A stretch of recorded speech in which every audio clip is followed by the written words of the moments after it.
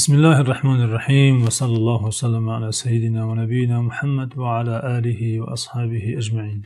دوستان گرامی، راه طاعت و عبادت، راه پایبندی بر احکام شریعت، راهی است که صبر و تحمل می‌خواهد. راه ریاضت نفس، تربیت نفس، تزکیه و پاکسازی نفس، راهی است که از انسان یک اندازه صبر و تحمل و صرف جهد و زحمت می‌خواهد. بنابراین پیشینیان اسلام، صالحان گذشته، سالکان را راهنمایی ها و توصیه های زیبا کردند تا سختی های این راه برایشان آسان گردد. از جمله آن پندهای زیبا در راه ریاضت نفس، در راه طاعت، سخن علامه محقق ابن قیم جوزی است که در کتاب خود الفوائد آورده، میگوید تذکر حلاوت الوصال یهن علیک مر المجاهدتی. یعنی بیاد آر ای سالک حلاوت وصال را، لذت وصال را بیاد آر. ای شخصی که میخواهی به رضای خدا رسی، ای شخصی که میخواهی به بهشت جاودان راه یابی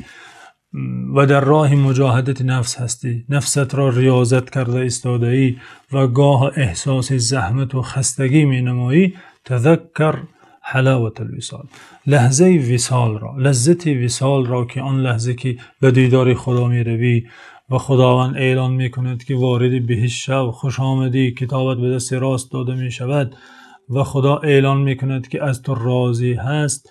این لحظه شیرین و زیبا را به یاد آر.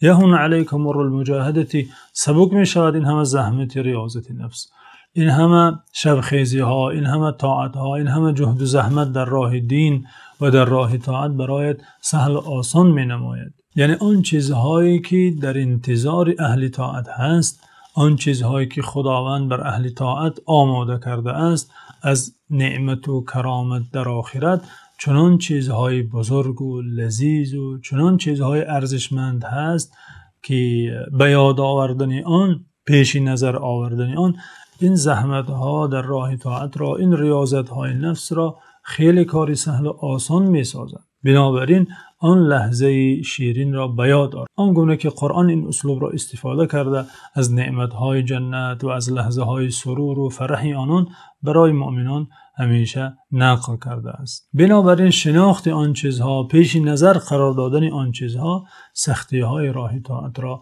دشواری های راه دین را برای سالکان، برای مؤمنان آسان می سازد. بنابراین بعضی عارفان نیز حکمت جالبی دارند، میگویند من عرف شرف ما یطلب هان علیه ما یبذل. یعنی هر کی شرف مطلوبش را داند و شناسد، آنچه که در راه رسیدن به آن مطلوب صرف می کند برایش کم می نماید، ناچیز می نماید. بله، بنابراین راه طاعت اگرچند بعضا زحمت و دشواری داشته باشد، آینده آن، عاقبت آن، نهایت آن سربلندی و سعادت و رسیدن به نعمت ابدی و جاودانی در بهشت خداوند است که می سزد و شایسته است که انسان در این دنیای فانی، در این لحظه های گذرا، اندک مشقت طاعت را تحمل کند تا به سعادت ابدی برسد.